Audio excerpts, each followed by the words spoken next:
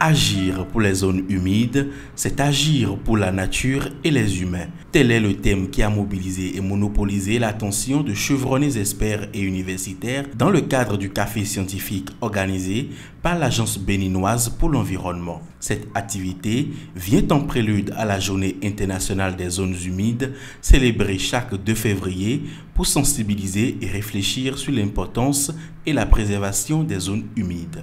Vous n'êtes pas sans savoir que les zones humides apportent une foule d'avantages, tels que le filtrage de l'eau, tels que la préservation de la biodiversité, la protection des littoraux, l'atténuation des changements climatiques. Cependant, malgré tous ces services que nous offrent ces écosystèmes sensibles, les zones humides sont soumises à diverses pressions, surtout d'origine anthropique, et connaissent malheureusement au fil des ans un recul drastique.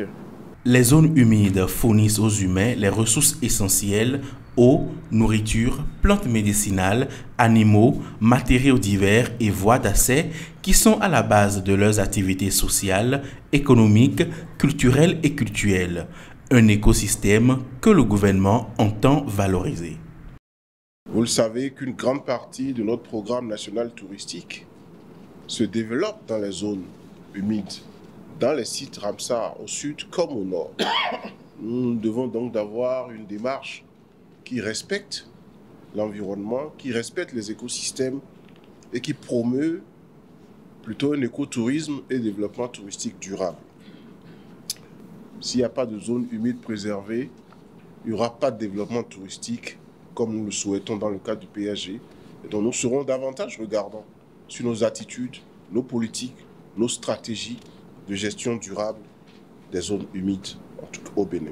Plusieurs communications animées par des scientifiques avertis ont ponctué cette activité inaugurale de la Journée internationale des zones humides qui va connaître son épilogue à Tori Agonsa.